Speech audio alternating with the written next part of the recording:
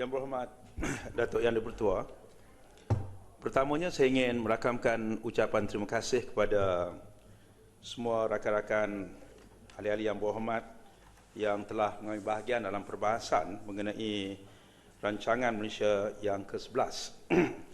Saya ingin merakamkan terima kasih khususnya kepada Yang Berhormat Pengerang, Yang Berhormat Lenggong, Yang Berhormat Rantau Panjang, Yang Berhormat Pasir Gudang, Yang Berhormat Shah Alam, Yang Berhormat Raub, Yang Berhormat Kuala Kedah, Yang Berhormat Kinabatangan, Yang Berhormat Langkawi, Yang Berhormat Bacok, Yang Berhormat Jerantut, Yang Berhormat Bintulu, Yang Berhormat Bayan Baru, Yang Berhormat Setiawangsa, Yang Berhormat Kota Tinggi, Yang Berhormat Labuan, Yang Berhormat Kubang Krian dan Yang Berhormat Penampang.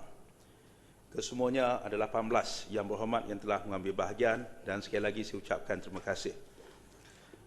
Yang Berhormat Datuk Yang Di-Pertua, izinkan saya menjawab tidak perlu satu persatu, tetapi saya kategorikan segala perkara yang disebutkan tadi melalui yang disebutkan sebelum ini melalui empat perkara-perkara yang perlu saya bincangkan pada hari ini, iaitu mengenai isu infrastruktur komunikasi, isu kandungan komunikasi, isu perkhidmatan dan juga isu yang berkaitan dengan strategi komunikasi. Perkara yang terima kasih Tan Sri Yang Di-Pertua.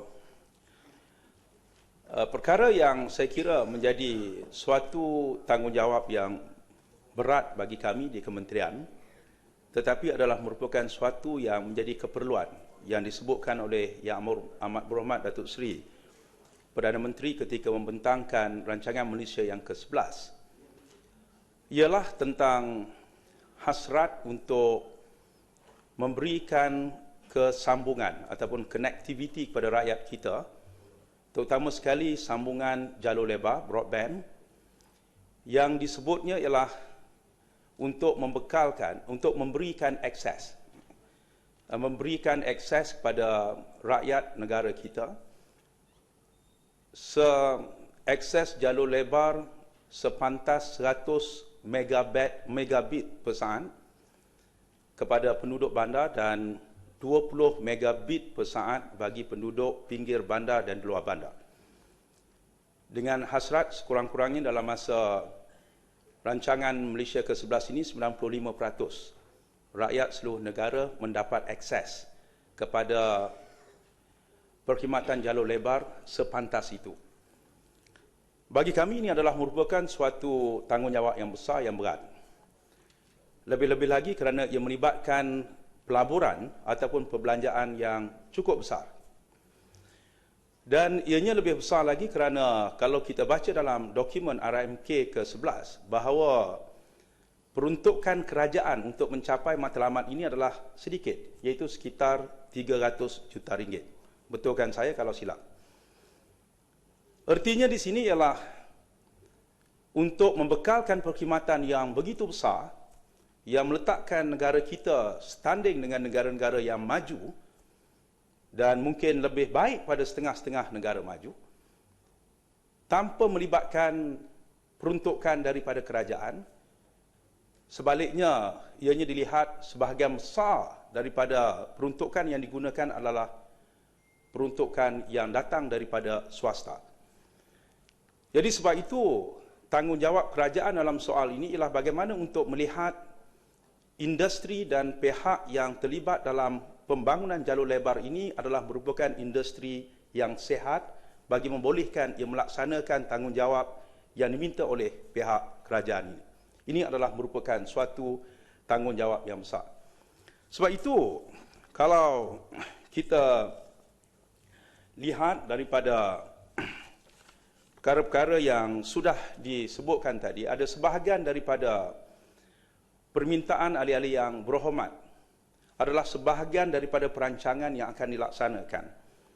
Yang berhormat Sandakan misalnya bertanya kenapa tempat yang 5 batu keluar daripada bandar Sandakan sudah tidak mendapat perkhidmatan internet. Kita beritahu bahawa antara perancangan-perancangan yang dibuat, kalau sebelum ini kita ada HSBB 1, itu High Speed Broadband 1, yang meliputi bandar-bandar yang mempunyai impak ekonomi yang tinggi dan termasuk di sebelah selatan di Iskandar. Kita sekarang memasuki fasa yang kedua, iaitu SBB2, High Speed Broadband kedua, di mana ianya akan di-upgradekan daripada masa ke semasa, dan keduanya ialah untuk meneruskan projek SUBB, Suburban Broadband, yang seterusnya. Dan di sini kita katakan bahawa dalam konteks Sandakan, HSBB2 akan di-upgradekan dengan satu ibu sawat di Sandakan, sementara untuk SUBB di Sandakan akan mendapat 2 lagi. Di Kelantan, sebagaimana yang berhormat bertanya,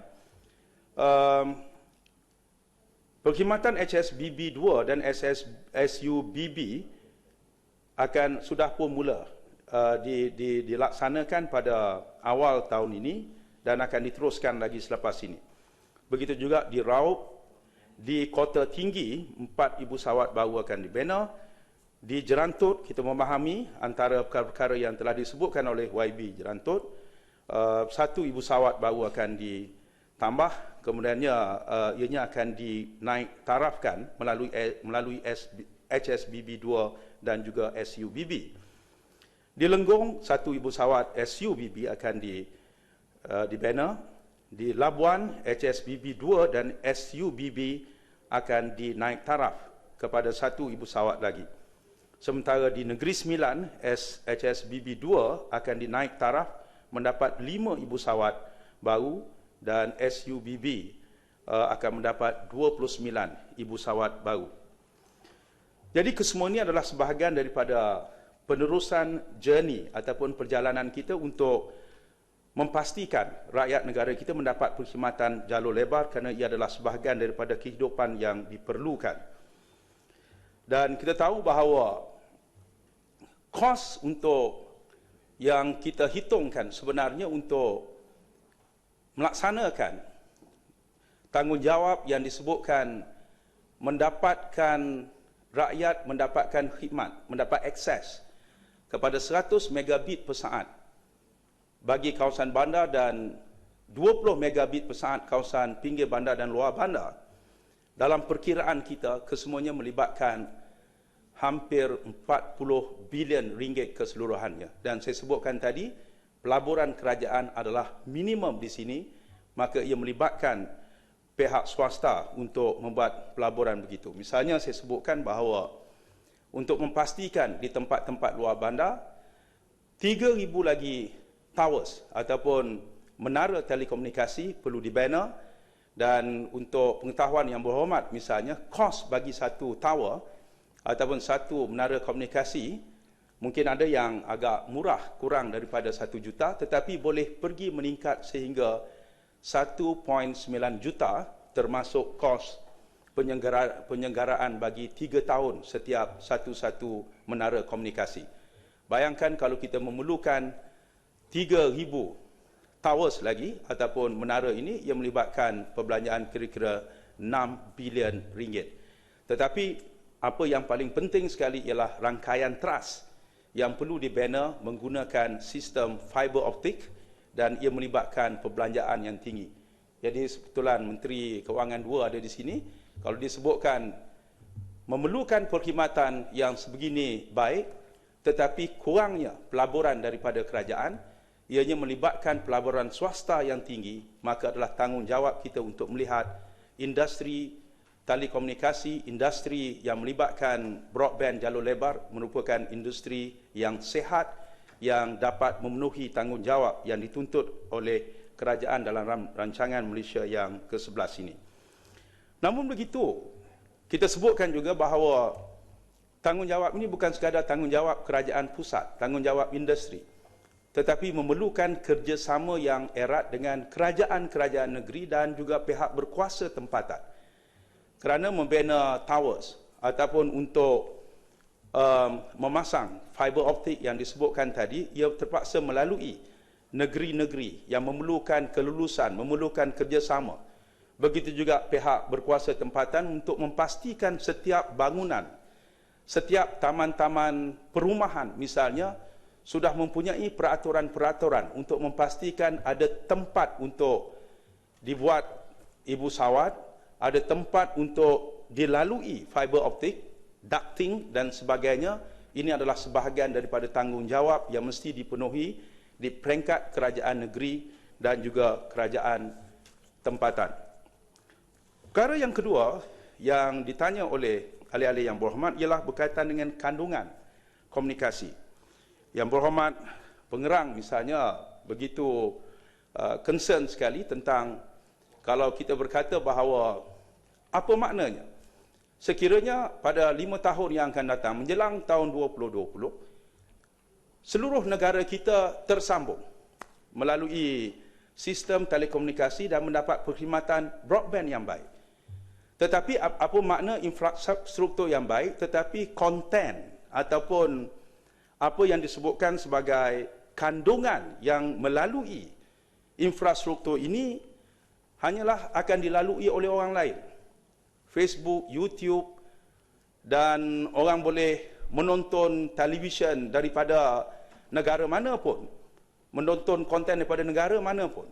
Maka sebab itu kita katakan bahawa adalah tanggungjawab kita selain dari segi membina infrastruktur yang disebutkan tadi ialah memastikan dan menggalakkan kepada rakyat tempatan untuk menghasilkan konten kandungan-kandungan yang sepatutnya memenuhi infrastruktur yang sudah kita bina di masa yang akan dibina di masa yang akan datang.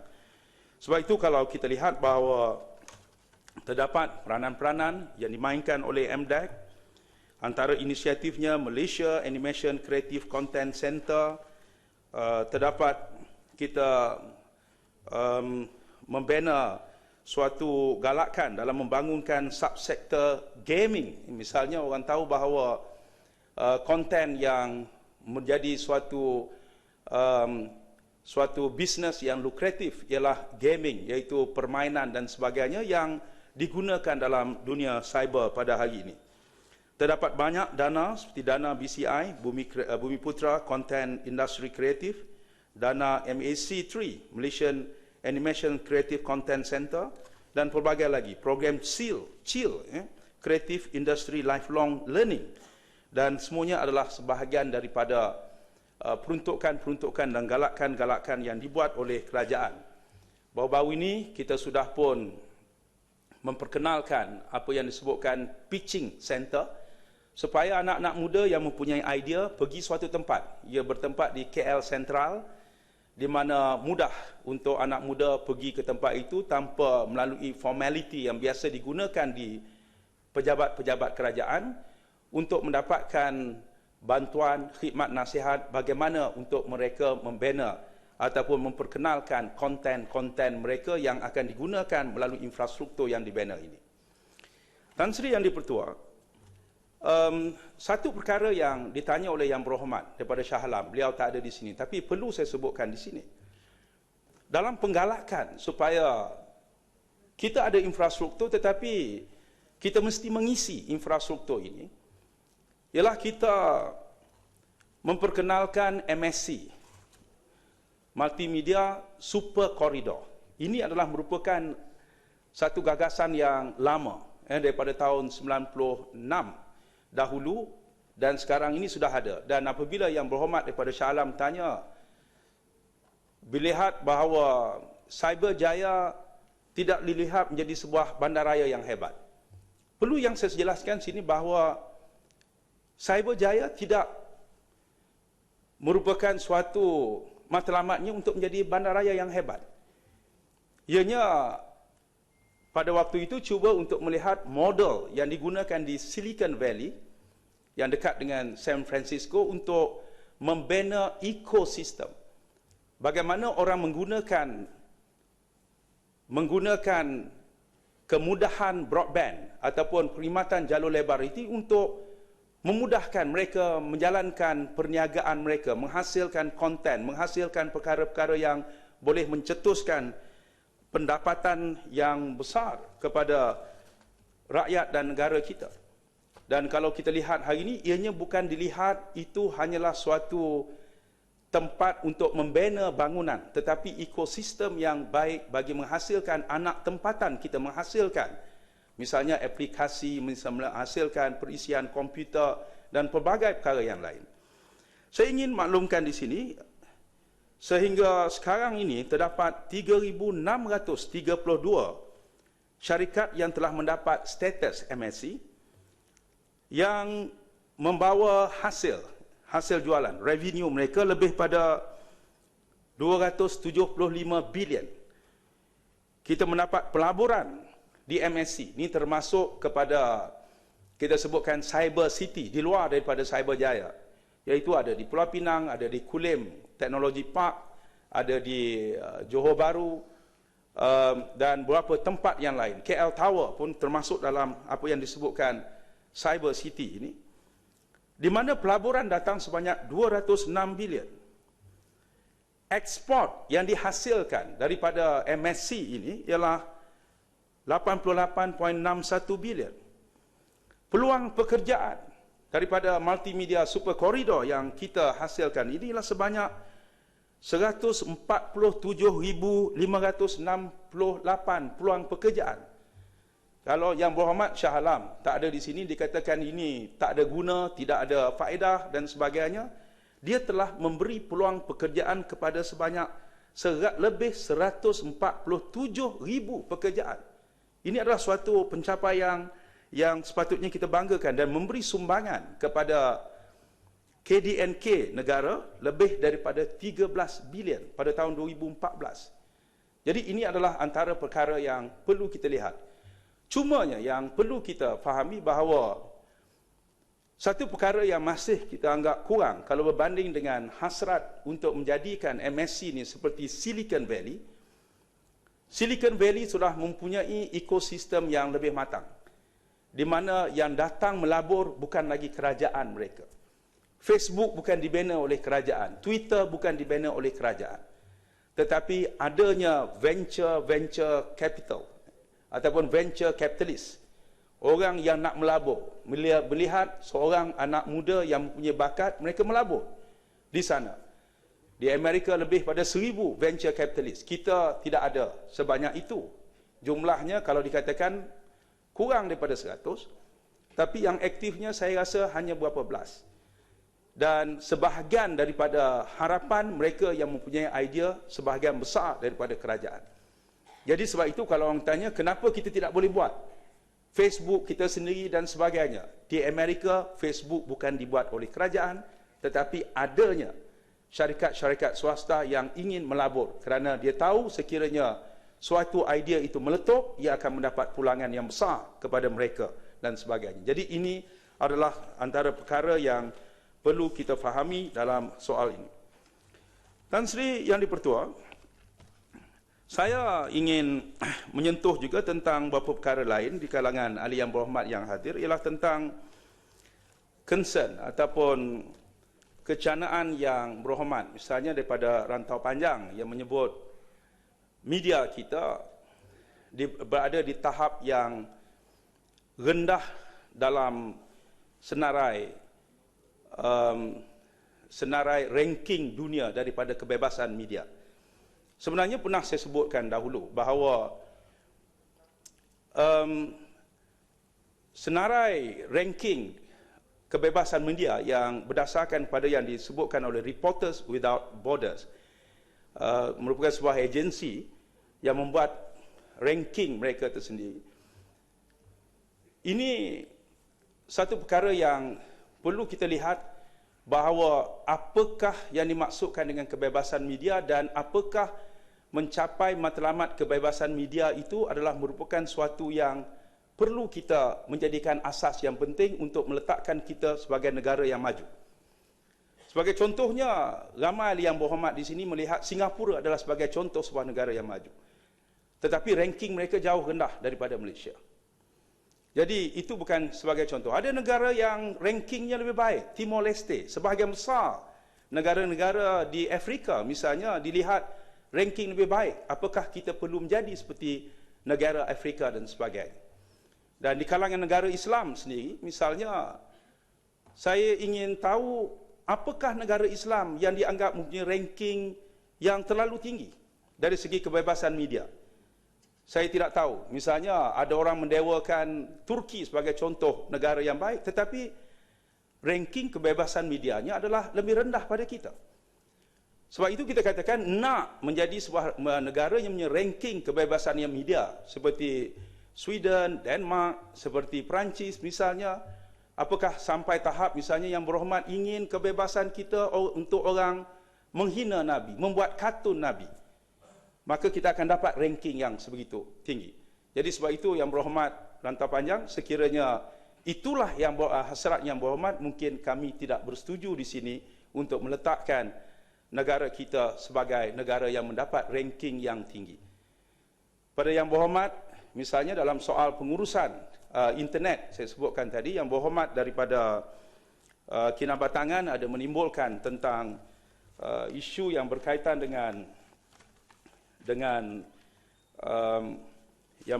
dengan cyber security. Saya sebutkan sini bahawa antara perkara yang disebutkan tentang botnet dan sebagainya adalah antara angka-angka yang kita sendiri perlu memastikan bahawa angka-angka tersebut adalah benar. Tetapi menurut ITU, dilihat dari segi Malaysian readiness dalam menangani isu-isu yang berkaitan dengan cyber security, kita telah diletakkan antara negara yang ketiga terbaik dalam dunia. Dan ini adalah satu perkara yang sepatutnya kita tahu bahawa nombor 3 sahaja tidak cukup, kita mesti pergi kepada tahap yang lebih tinggi. Tetapi kita beritahu bahawa antara persiapan negara kita adalah antara yang terbaik dalam dunia. Namun begitu, kalau disebutkan botnet, bagaimana orang mesti menjaga komputer masing-masing, ianya adalah perkara-perkara yang bukan saja perlu langkah yang bersifat undang-undang, tetapi pendidikan di kalangan rakyat kita tahu bagaimana untuk menggunakan komputer dan sebagainya. Saya ingin menjawab satu lagi soalan yang dikemukakan oleh YB Rasah, yang banyak perkara yang ditimbulkan di sosial media dan sebagainya tentang janji kementerian untuk memberikan netbook satu Malaysia kepada guru-guru. Saya ingin maklumkan di sini bahawa pihak kementerian melalui Suruhanjaya Komunikasi dan Multimedia Malaysia sudah pun memberikan sebanyak 389,000 netbook satu Malaysia pada asalnya atas persetujuan bersama untuk digunakan oleh guru-guru grade 44 ke bawah. Namun begitu, ianya mencukupi sebenarnya, tetapi atas kehendak Kementerian Pelajaran, setelah mereka berunding dengan pihak Persatuan Kebangsaan Profession Perguruan NUTP, mereka berpendapat bahawa netbook itu tidak diberikan pada guru-guru grade yang berkenaan, tetapi digunakan untuk makmal komputer sekolah dan juga pusat kegiatan guru PKG. Dan bagi kami telah serahkan, kecuali ada sedikit lagi di Sabah Sarawak kerana faktor logistik, kami serahkan pada Kementerian Pelajaran, dan saya kira ianya adalah keputusan yang dibuat oleh pihak Kementerian Pelajaran. Tan Sri Yang Di-Pertua, saya kira itu sahaja perkara-perkara yang perlu saya sentuh di sini. Sekali lagi saya ingin mengucapkan terima kasih. Sikit Menteri, boleh? Menteri, saya ada tanya tentang isu top up card yang prepaid daripada yang Menteri in charge. Kita nampak daripada TV bahawa Menteri kata kalau rakyat mau RM10, maka RM10 lah top up kad untuk prepaid. Jadi tetapi apabila kita nampak, apabila Menteri datang jawab di sini, Menteri kata RM10 per use.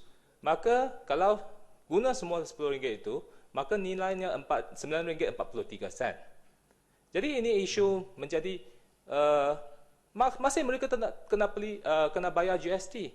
Ini bukan seperti yang Menteri jawab dalam TV, live TV yang janji kepada rakyat. Saya nampak janji tidak ditepati. Dulu kalau kita nampak bahawa SST boleh telco company boleh absorb Kenapa sekarang tak boleh? Patutnya konsistensi. SST 6%, telco company absorb. Sekarang GST, telco pun boleh absorb. Menteri mempunyai kuasa. Kalau menteri tidak menggunakan kuasa, makalah keuntungan yang beratus-ratus juta ringgit itu telco company dapat. Tapi kalau menteri boleh tekan sikit supaya jaga rakyat, supaya rakyat yang luar, anak muda, pesara, orang yang tidak mampu postpaid itu boleh dapat manfaat. Inilah kita minta menteri jalankan tugas sebagai menteri. Dan satu lagi adalah, ini adalah dalam akta MCMC, menteri boleh tentukan harga, boleh masuk supaya regulate, supaya mereka tidak mendapat keuntungan yang berlebihan. 6% is a lot. 850 juta ringgit. Menteri minta boleh jawab sikit. Terima kasih. Tan Sri Yang Dipertua, terima kasih. Saya selesaikan itu. Ya. Pertamanya sebahagian daripada jawapan itu telah saya jelaskan di Dewan ini. Sebagaimana yang saya beritahu bahawa benar, saya beritahu bahawa kita mahu apabila mereka aktifkan, kita beli kad RM10, mereka aktif dapat RM10 juga. Kalau apa yang sebelum ini difahamkan bahawa yang ada sekarang ni, kalau beli top up RM10 kena bayar RM10.60, itu yang rakyat tak mahu. Ataupun beli RM10 bila diaktifkan mendapat RM9.43, itu pun ramai yang tak setuju. Cumanya apa yang dibuat ialah perbincangan antara pihak kami dengan telco. Sebenarnya beli RM10, diaktifkan masih RM10. Artinya kerajaan tidak ambil upfront kerana perkhidmatan belum lagi digunakan di situ. Artinya mereka apabila perkhidmatan digunakan akan dikirakan hanya ditolak apabila perkhidmatan digunakan. Diaktifkan masih RM10. Ini adalah suatu perkara sistem yang agak kompleks, tetapi kita melihat. Tapi sama saja, rakyat pun kena bayar GST. Bayar betul GST, tak? Bayar GST lah. Untung dapat dari telco company dapat untung besar. Dengar sama sini, juga. Dengar di sini, Yang Berhormat. Salah satu daripada perundingan kita, GST tetap bayar GST. Kerana kalau diputuskan buat GST, bukan kuasa kementerian saya. Soal pencukaian inilah kuasa daripada pihak yang kita bersetuju bersama. Bayar GST, tetapi apa yang kami dapat dari segi perundingan dengan pihak telcos, mereka bersetuju bahawa mereka akan mengurangkan tarifnya supaya akhirnya kalau waktu bercakap dahulu beli RM10 dapat seberapa minit, mereka akan dapat minit yang sama ataupun lebih daripada itu. Kerana ini adalah satu perkara yang membolehkan. Bagi saya soal kita tidak ada undang-undang di bawah Akta Komunikasi dan Multimedia untuk menarik lesen orang itu kerana faktor harga. Faktor tidak membayar GST. Itu bukan kuasa di bawah undang-undang yang ditadbir oleh kementerian ini. Kalau syarikat itu tidak absorb GST, kita boleh tarik tidak absorb GST, kita boleh tarik lisennya. Itu bukan sebahagian daripada Menteri, dulu mengapa kerajaan boleh memaksa mereka absorb SST 6%? Bagaimana? Kenapa tak boleh pakai cara yang sama untuk membuat mereka absorb 6% GST sekarang? Kenapa dulu boleh, sekarang tak boleh? Don't worry. Ada 2-3 perkara yang perlu difahamkan. Dulu bukannya paksa, tetapi adalah persetujuan. Kerana kalau kita lihat, dengar sini, duduk. Yang Berhormat, silakan duduk. Kerana dahulunya syarikat komunikasi ketika mereka memperkenalkan prepaid, pada asasnya harga prepaid adalah tinggi. RM1.20 seminit. Harga prepaid tinggi. Nak adakan dia punya starter pack pun sampai RM100. Pada turun RM80, dia turun RM50, akhirnya sekarang RM5. Ada boleh bagi free pun. Dulu bercakap RM1.20 per minit. Tetapi ia diturunkan sehingga semurah 3 sen, 3.3 sen. Bayar 33 sen, cakap 10 minit. Artinya per minit sudah jadi 3.3 sen. Kemudiannya SMS, dahulu berapa? Pernah 40 sen satu SMS. Tetapi mereka turunkan. Sewaktu turunkan ada dengan kehadiran kementerian kami mengatakan bahawa mereka meminta, mereka turunkan lagi, mereka meminta SST itu ditransferkan kepada pengguna. Tetapi pada waktu itu kita meminta supaya perkara ini dapat ditimbangkan pada tempoh waktu yang tertentu. Sehingga sampai waktu yang tertentu tersebut, iaitu apabila berlaku perubahan dalam rejim percukaian kita, kerana GST adalah sesuatu cukai di mana saja dalam dunia ini, cukai itu ditanggung oleh pengguna. Sebab itu kita katakan, bagi mengurangkan beban rakyat, kamu kena turunkan harga. Itu kuasa. Kita boleh minta, menteri boleh tentukan, menurunkan apakah kadar yang diperkenalkan supaya rakyat tidak terbeban kemudiannya. Kerana soal affordability itu adalah satu perkara yang penting. Jadi saya rasa kerajaan tidak rugi, GST masih boleh dikutip. Dalam sistem ini, rakyat tidak akan dibebankan dengan kos panggilan yang tinggi kerana mereka sanggup untuk menurunkan.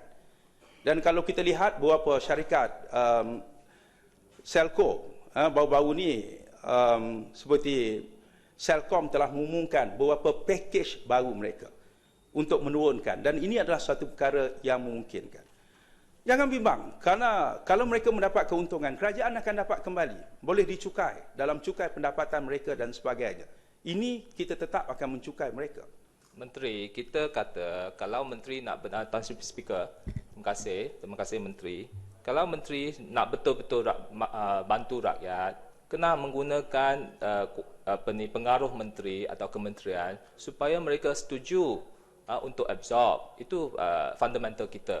Kerana dulu menteri berjaya, kementerian berjaya untuk persuade mereka setuju untuk absorb SST. Sekarang pun boleh juga. I believe in menteri, dan kalau menteri, saya pun rasa kalau menteri ingin betul-betul bantu rakyat, zero rated kan telco card supaya semua rakyat boleh dapat bantuan. Sekarang GST dalam 2 bulan telah kutip 6 bilion ringgit. Jauh lebih besar daripada jangkaan kerajaan. You are flush with cash. Kerajaan ada banyak duit. Kenapa tak boleh bantu sikit-sikit untuk zero rated kan dengan kuasa menteri? Sign saja zero rated supaya semua anak muda di luar dapat telco card yang lebih murah. Minta jawapan daripada menteri. Terima kasih Tan Sri Yang Pertua dan terima kasih Yang Berhormat Menteri. Ini isu prepaid card ini. Saya rasa amat kecewalah dengan jawapan yang diberikan oleh Yang Berhormat Menteri tadi. Kerana isu pokok ada 2. Isu yang pertama, ini telco dengan pelaksanaan GST naikkan harga. Kerana kita tahu sebelum ini SST diganti dengan GST. Apabila GST dilaksanakan, kenaikan harga. Apabila kita gunakan Anti-Profiteering Act untuk peniaga-peniaga kecil. Tetapi kita tahu Anti-Profiteering Act tidak boleh dilaksanakan terhadap telco. Tetapi telco-telco tersebut dikawal di bawah Akta Komunikasi dan Multimedia. Dan di mana memang ada ruang untuk menteri ambil tindakan terhadap telco kerana kenaikan harga yang luar biasa 6% selepas 1 hari bulan April ini. Yang kedua, dalam hal kenaikan harga 6% ini, jelas kita boleh lihat bahawa ketiga-tiga telco bekerjasama naikkan harga serentak. This is working in concert dan memang tidak boleh dibenarkan di bawah Akta Komunikasi dan Multimedia. Kenapa menteri sibuk dengan membelakan telco tersebut dan tidak membela nasib rakyat? Sebab walaupun akhirnya mungkin kalau telco ini ada keuntungan luar biasa, ada teks, tetapi yang dibebankan rakyat biasa yang gunakan prepaid card. Ini dua prinsip ini sepatutnya menteri ambil tindakan. Dan saya juga tahu di bawah akta tersebut menteri ada kuasa untuk tetapkan tarif. Kenapa menteri tidak ambil tindakan gunakan kuasa tersebut dengan bijak? Sekian. Dua, tiga Sikit, perkara Pak, yang perlu tambahan. saya sebutkan ini. Boleh. Biar saya selesaikan ini. Kalau ada Benda yang tambahan. sama, benda yang sama. Jawab Okey. sekali. Saya pun nak tanya Pak Menteri, sebab yang Pak Menteri yang mesyuarat dengan telco ni, kita semua dimaklumkan bahawa GST ni menggantikan SST. Saya nak tanya, walaupun tadi yang berhormat kata SST itu diabsorb oleh telco, jadi masalahnya waktu diabsorb SST ni rakyat tak tahu. Yang rakyat tahu bahawa bila GST dikenalkan, SST sudah tidak ada. Saya bab ni saya bersetuju dengan pihak sebelah sana. Sebab bukan saja masalah pembangkang tangan kepada rakyat, kami pun menghadapi masalah untuk menangkan kepada rakyat.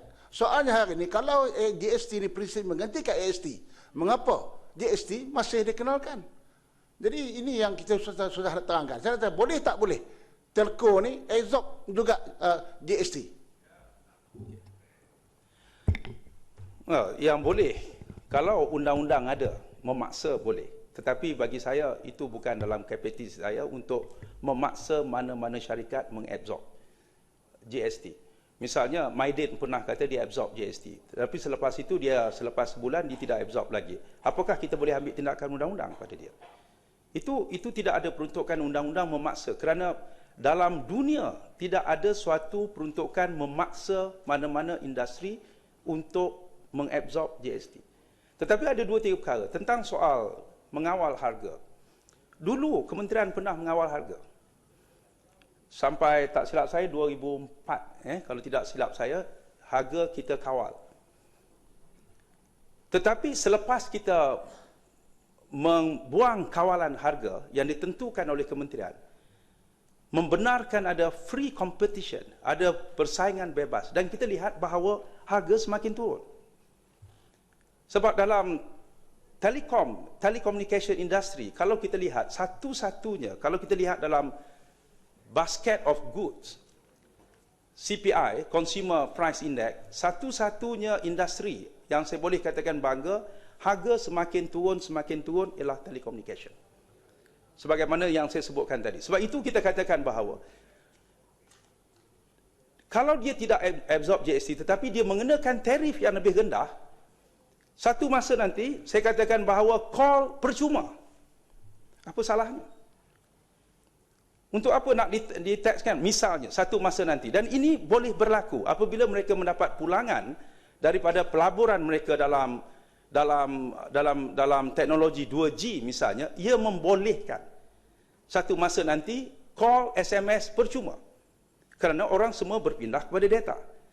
Ini antara perkara. Dan yang kedua, saya katakan bahawa apabila kerajaan mengumumkan untuk memastikan rakyat mendapat akses 100 megabit per saat di kawasan bandar dengan 20 megabit per saat kawasan pinggir bandar dan luar bandar, dalam RMK ke-11 tidak ada pelaburan kerajaan yang besar di sini, hanya sekadar 300 juta. Dalam perkiraan kita, ia memerlukan sekurang-kurangnya antara lebih kurang 40 bilion, di mana kita katakan pelaburan daripada pihak swasta, telcos, kamu perlu melaburkan sekitar 30 bilion dalam soal ini.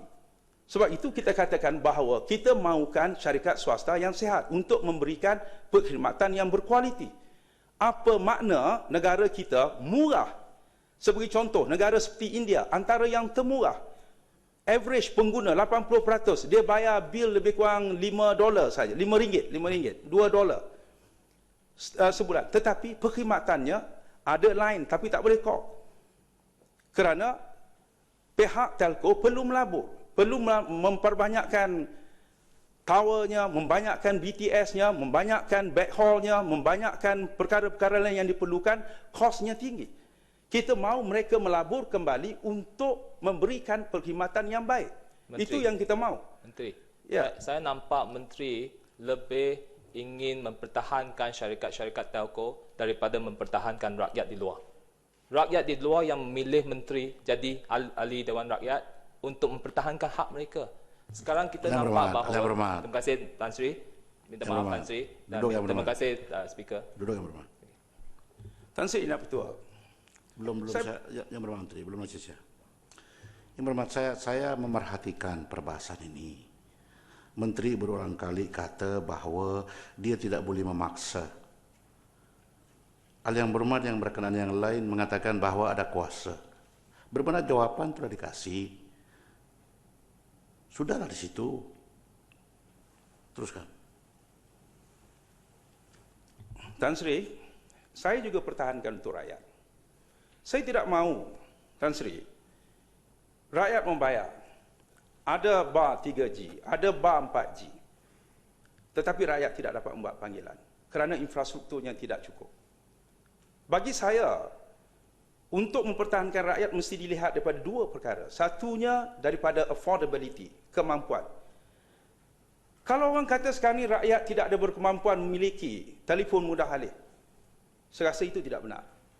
Kalau berbanding dahulu, hanya orang kaya saja yang dapat memiliki telefon mudah alih. Orang kaya saja yang boleh mempunyai kemudahan seperti ini. Sekarang ni orang biasa dah boleh. Tetapi rakyat juga memerlukan perkhidmatan yang baik.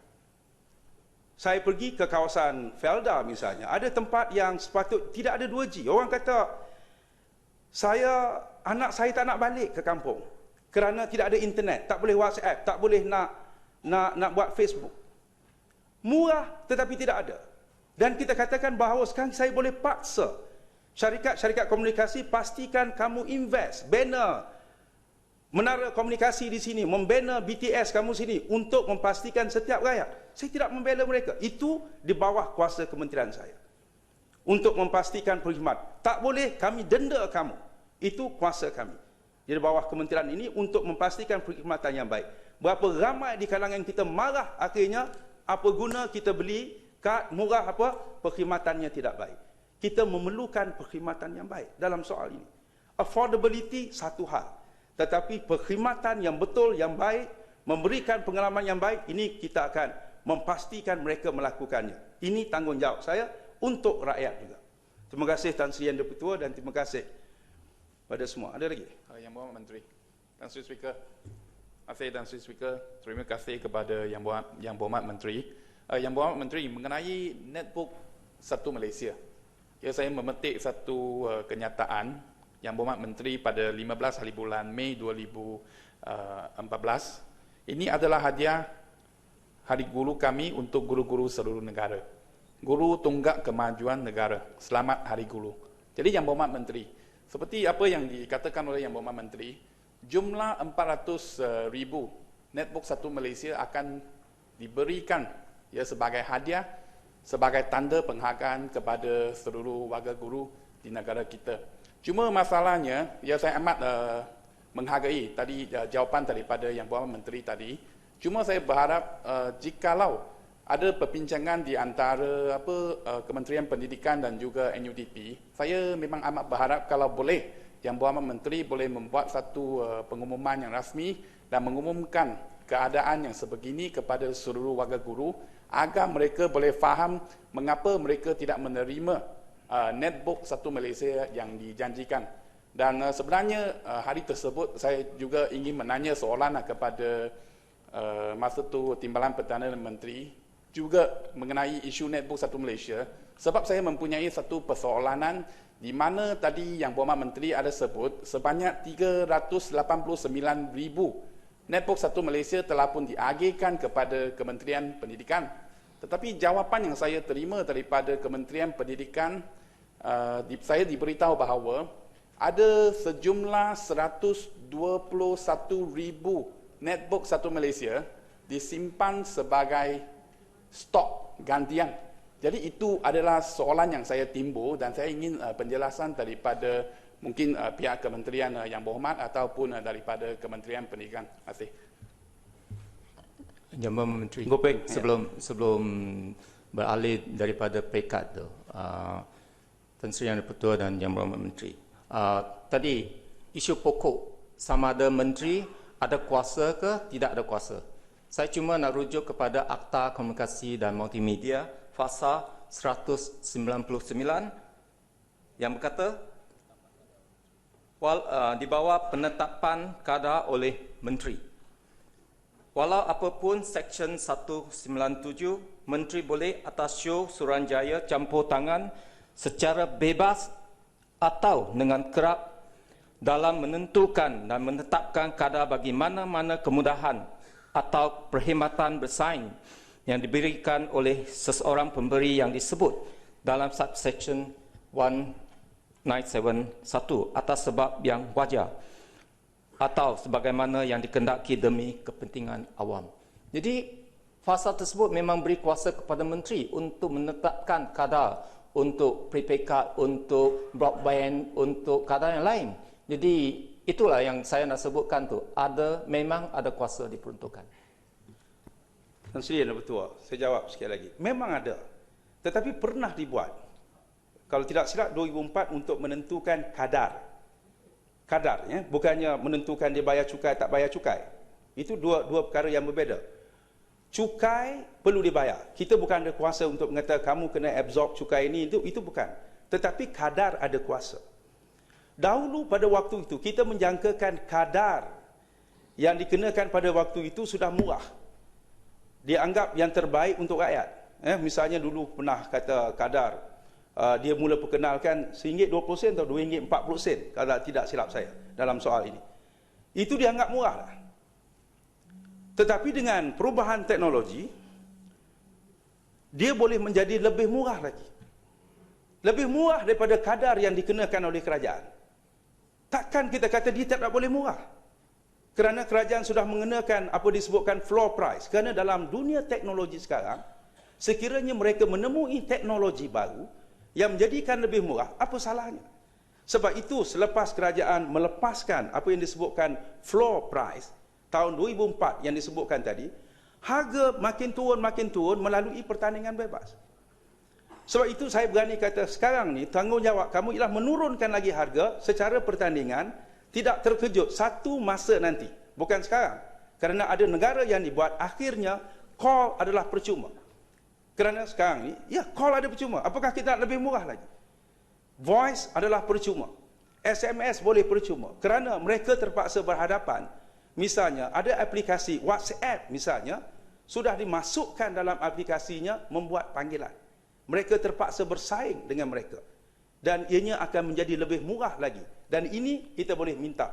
Tetapi nak mengenakan floor price, kita rasa tidak bijak sekarang ini kerana mereka boleh mengenakan harga yang lebih murah lagi daripada apa yang disebutkan floor price. Kerana teknologi akan datang boleh menjadikan lebih murah lagi. Jadi saya rasa memadai. Baik, saya terus kepada YB Rasa tadi. Isu yang sama sebab isu pertandingan ni. Isu pertandingan ini apabila ada free market, ada persaingan antara telco. Tetapi dalam isu ini kita lihat ketiga telco memang bekerjasama untuk fixed price fixing pada 1 hari bulan April 2015. Sebab itu semua prepaid card naik 6%. Kalau tidak ada price fixing, kenaikan 6% itu tidak akan berlaku. Mungkin Celcom boleh naik 6%, Maxis boleh naik 3%, Digi boleh naik 5%. Tetapi oleh kerana ada price fixing, ketiga-tiga telco kerjasama price fixing. Itu yang saya sebutkan tadi. Tan Sri Yang Bertuah, 6% itu bukannya mereka menaikkan. 6% itu ialah GST yang dikenakan 6%. Mereka kenakan bayar 6% kerana itu jumlah GST. Tetapi RM10, mereka boleh bertanding RM10, yang ni boleh bercakap 50 minit ke, yang ni boleh bertanding untuk membenarkan value yang berbeza. Itu mereka boleh kenakan melalui pertandingan. Misalnya saya sebutkan tadi, ni bukan nak mengelankan mana-mana. Celcom First plan dia. Kalau dahulunya misalnya plan ini mungkin dalam soal ini tidak boleh diaplikasi sepenuhnya. Apa yang disebutkan data plan, dahulu RM38 dapat 1 gig. Sekarang RM38 boleh dapat 3 gig. Mereka sudah bertanding. Dia panggil game changer. Yang lain akan ikut lawan lagi. Dia akan dapat 50 minit bercakap dan pelbagai lagi yang dikenakan. Dan yang lain akan terus. Semua Celco akan menurunkan. Dia bayar RM10 tetapi nilainya yang lebih. Ini kita tak tahu kerana kalau kita pergi ke negara lain, Indonesia, dia bertanding, dia mendapat berapa pulsanya. Dia panggil. bayar RM100,000, yang ini dapat RM150,000 pulsa, yang ini dapat berapa-berapa. Oleh kerana konsep kita bayar RM10 dapat RM10, tapi nilai percakapannya berbeza dengan yang lain. Ini antara perkara yang perlu difahami. Baik, saya terus menjawab ya YB Rasa. Terima kasih. Pertamanya saya jelaskan di sini bahawa kita dah beri kepada Kementerian Pelajaran sebagaimana yang saya sebutkan ke atas persetujuan bersama. 389 itu lebih kurang 400,000 kerana itu jumlah guru-guru grade 44 ke bawah. Dan kemudiannya kerana antara pihak Kementerian Pelajaran dengan NUTP berunding setiap tahu apa sebab yang sebenar mengatakan bahawa lebih baik netbook yang telah diberikan oleh pihak kementerian kami pada Kementerian Pelajaran tidak diberikan pada guru-guru yang berkenaan. Diberikan kepada makmal komputer dan pusat kegiatan guru, dan ada pusat kegiatan guru, guru-guru boleh pinjam perkara ini. Sebab kita katakan bahawa untuk guru yang lebih tinggi grade-nya, kerana netbook adalah merupakan komputer yang speknya adalah rendah, bukannya terlalu tinggi. Itu adalah keputusan yang dibuat oleh Kementerian Pelajaran. Dari segi statement, saya rasa lebih baik pihak kementerian yang berkenaan membuat kenyataan supaya guru-guru memahami. Dan guru akan memahami apabila semua netbook ini akan sampai. Tentang 120,000 tadi saya akan dapat makluman, tetapi sebenarnya pihak SKMM bersedia jumlah yang tertentu sekiranya netbook ini misalnya tidak baterinya tidak bagus ataupun rosak, tak perlu nak pergi baiki, boleh digantikan dengan serta-merta kepada pihak yang berkenaan. Tetapi kenapa jumlah 120,000? Saya akan mencari jawapannya. Terima kasih. Terima kasih Tan Sri Yang di-Pertua. Terima kasih kepada ahli-ahli yang berhormat yang mengambil bahagian dalam perbahasan ini. Terima kasih.